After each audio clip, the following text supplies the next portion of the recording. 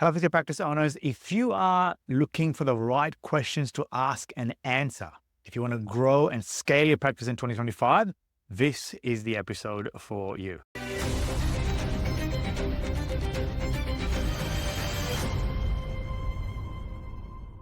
Hello, and welcome to today's episode. It is a big one. By the way, Happy New Year. Happy 2025. It's already January. I know before we know it, it'll be the end of the year. So at the beginning of the year is typically a very good time to ask yourself some very powerful questions that's going to take your practice and move it to that next level. So in line with that, the title of today's episode is the key questions to ask yourself if you want to scale your practice in 2025. Right, like I mentioned, if you don't have a very clear vision and you're not asking the right questions at the beginning of a year, what we tend to see is that you don't hit the real goals and all that kind of thing that you want to hit by the end of the year. So often this is a good time. At the end of the year and the beginning of the year is a very good time to slow down, sit down and think, what are the things I need to ask of myself if I want to get to these goals and get to the kind of scale and size that my business needs to be at? So let's have a look at the first question. One of the first questions is, question number one is, what's holding your practice back? Now, there are several areas that this can be, but this typically, when it comes to growing and scaling your practice, it comes down to a few, right? And it's all about identifying the biggest bottleneck that's stopping your growth, right? So some of these areas are, is it a problem with your patient acquisition, the number of new patients you're getting? Now, you've got to be careful with this one because you could want a lot of new patients if your PVA or your patient visit average is low, right? So you might feel and see that you need a lot more patients, but the problem might lie in the fact that the PVA is low, right? Ideally, you want to be at that 9, 10 mark, all right, that in terms of patient visit average. If it's not quite that, you need to work on that first, because what that means is whoever's coming into the practice, you're giving them the best service possible, right? And typically, around that PV of 10 is a good number to make sure that we are giving that care, all right? If it's not there, that's the first thing you need to work on. If it is already there and then you need to have more revenue. One of the ways to have a look at is it new patients that you need, right? But above all, I would really encourage to work on the PVA first before patient acquisition, which means you're already maximizing the number of patients that are already coming in before you bring in new patients to an already inefficient system. That's a big thing, right? The next thing is a staff performance.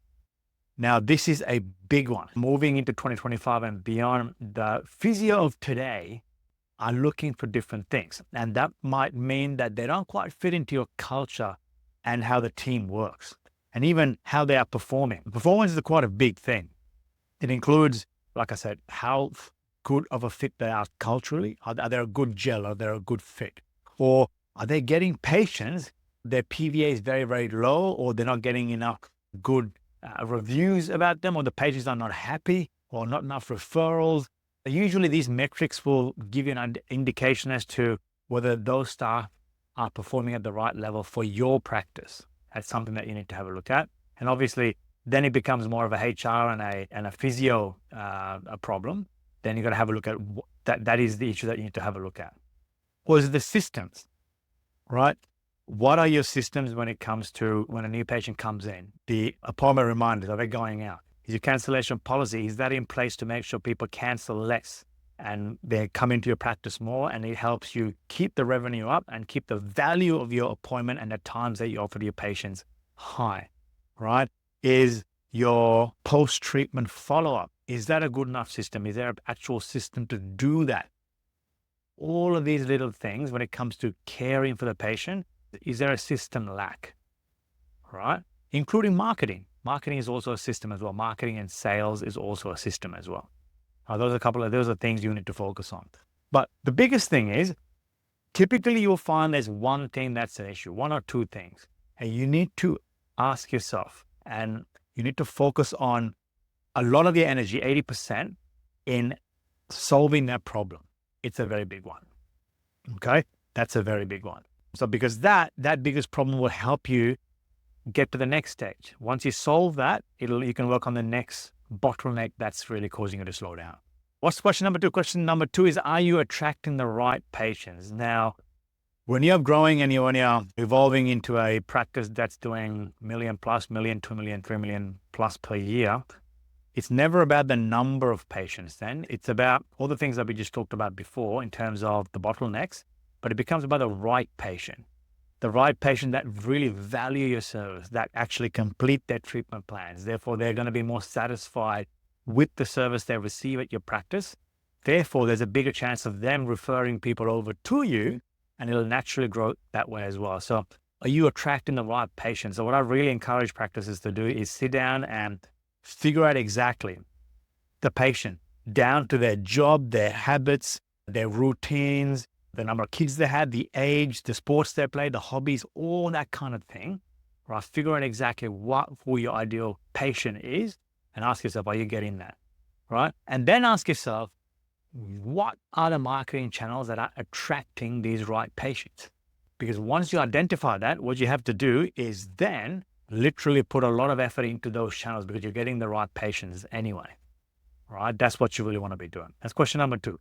Question number 3, is your patient care consistent across the team? And this is a big one, especially with the smaller practices. They tend to find that the owner or the principal physio is amazing at treating, but the other team members, the other physios are not quite so, right?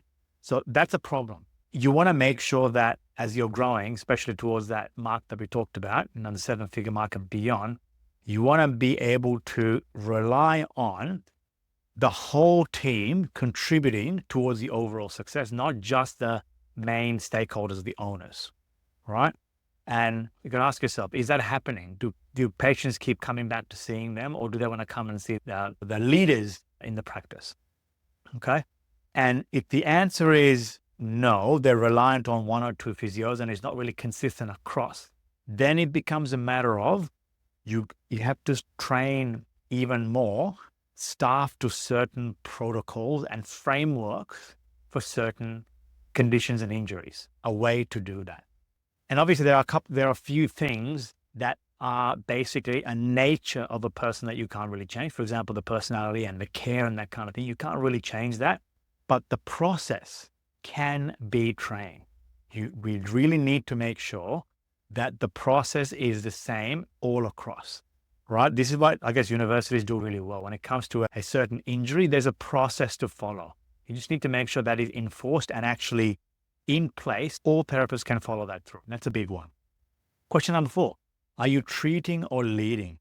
Now, what I find a lot of physio practice owners do is they tend to have not enough time to lead, right? To lead the actual practice and the business to that next level, right? In other words, they don't have enough time to work on the business, right? They're working too much in it. Now, unless you absolutely love treating, right? If that is you, obviously you want to do some treating because that'll light you up. But if it's not so much in the zone, or even if it does light you up, you need to have enough time to lead and work on the business. It's very important. If you don't put enough resources into it, including training the leadership team to grow the practice and business for you, it's a very big one. Okay. So this is where you really need to, as much as you can, delegate treating hours to free it up. So buy back your time to really grow your practice. That's a big one. Question number 5, do you have an irresistible offer? Now, this is going to be something quite big in 2025 and beyond, as there are lots of physio practices that are online. It's no longer just enough to be a physio practice, right? You need to have an offer that you can put in front of patients, that you can use in your marketing and sales, that is really red hot, right? To your patient avatar. Remember we talked about, you got to find out, you got to figure out exactly what this person looks like, hobbies, job, kids, age, all that kind of thing. You got to figure out what are they specifically looking for and creating offers around that. Okay. It's very important. So really creating and crafting patient, I would even go to say avatar centric offers. Very important to find out what your avatar is, get really clear on that, then create offers that are absolutely irresistible to that avatar. Okay. Question number 6, can your systems handle growth? Now, this is what I've seen a lot of practices do is they have an amazing sales and marketing engine, but they cannot support the amount of growth that's happening within the business. They just can't handle it, right? The systems are not quite there to handle the growth, all right? Just lack of growth is a problem. Too much growth without having the right structures and the systems in place is also bad. It just means that you're going to have an inefficient business. So this is where you got to really ask yourself from every step when a patient comes and looks or even inquires on Google, let's just say, to all the way to completing the treatment and being discharged. You need to have a look at all the little things that make that work, that whole entire journey, and make sure there is a system for everything so you can scale it to a bigger level when the numbers increase, the number of patients, revenue, all that kind of things increase. Now, the key thing is when it comes to, I guess, workflows or systems in each of these areas, the biggest thing is make it really simple. Make each system extremely simple so you can really scale that up. The more complex something is, the more difficult it is, and the more effort that will be needed to actually get it right. So keep it as simple as possible. That way you can really ramp it up, right? But find out where in that chain from initial search inquiry to patient discharge, all the things that needs to happen in those two areas, and make sure the systems are right for that. Otherwise, you just can't grow. You're going to fail.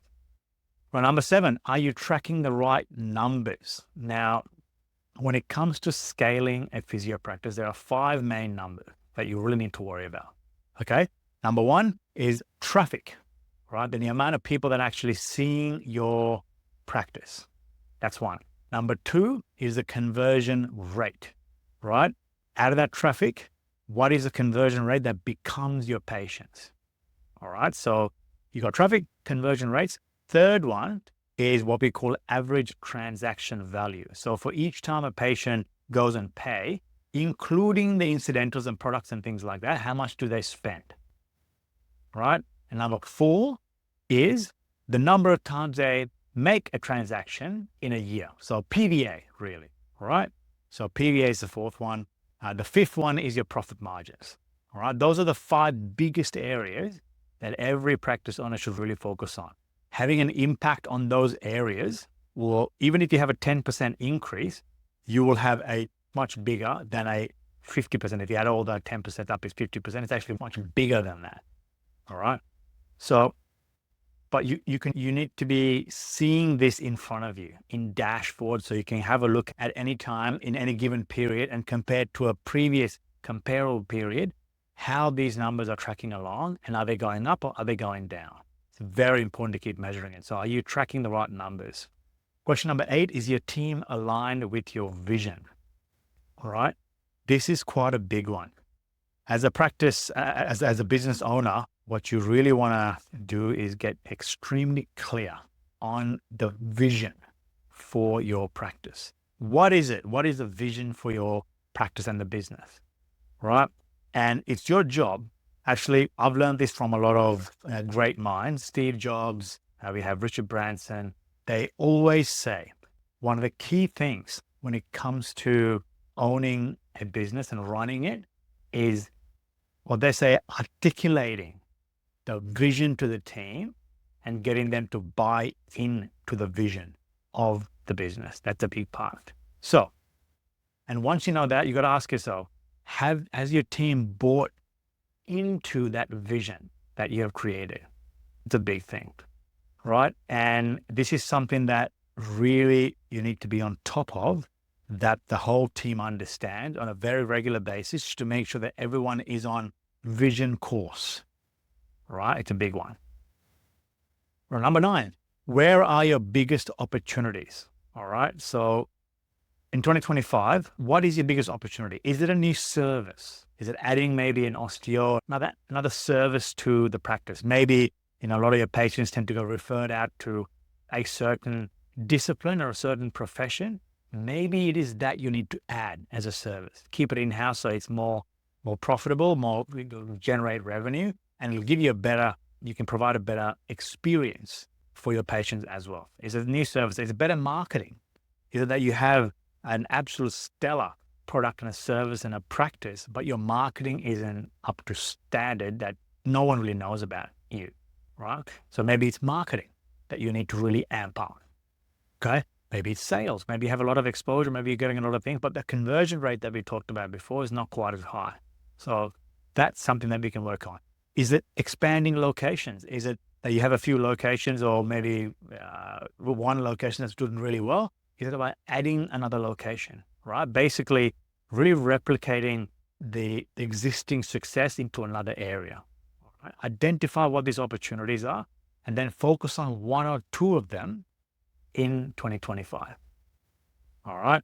And when you do that, and then when you marry that with the vision for the practice, every decision you make for the business needs to be in line with those two, your vision and the opportunities that you're really going after. Makes it very easy. Okay. Question 10. Are you wasting your marketing budget? Now, this is quite a big one. This is obviously what we see quite a lot of, right? Are you tracking your return on investment or return on ad spend, or ROAS, ROAS, on Google Ads, SEO, and Facebook ads? Do you know what you're spending on each of these channels? And do you know how much you're getting back in return? Knowing these figures is critical, because otherwise you just don't know which channels are working, which channels are not working. Okay. And then you got to figure out what is bringing in the best returns, right? Which channel is it? But here's the thing.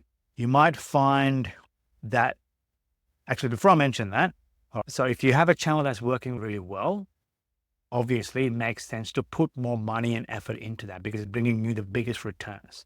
But be careful, because sometimes if you go, you know what, this channel is not working well, SEO is not really working that well, or it's not really bringing us the patients, but that channel could be helping to get better returns on, for example, Facebook ads. So turning SEO off would actually, it might affect Facebook ads as well. So just be careful on what you turn off and turn on, right? Because when we have what we call an omni-channel or a multi-channel approach, all of those channels work together to get the new patients, all right? So be careful on turning off certain channels as well. But whatever that's working really well, obviously put a lot more money and effort into that. Makes sense, doesn't it? Okay, so what's next, right? So that's 10 very key questions that we really want to focus on if you want to scale your practice to that next level in 2025, okay? So take some time to really answer those questions and figure out some of the opportunities and actions that you need to take in the next 12 months to hit your goal, all right? But if you're just not quite sure as to what these answers are, if you need some help identifying what the next steps are, right? Visit us on physiomarketing.co. There's articles and podcasts just like this there. Listen to them. There's heaps of freebies like this. There's checklists and all sorts of downloadables. And if you want to have a chat about what might be next for you to scale your practice to the next level, go to physiomarketing.co. There's a top right-hand button called Book a Call. Book a time. Other than that, happy 2025. I really hope you take the time to really ask yourself the right questions so you can grow your practice even more to that next level in 2025. Talk to you soon.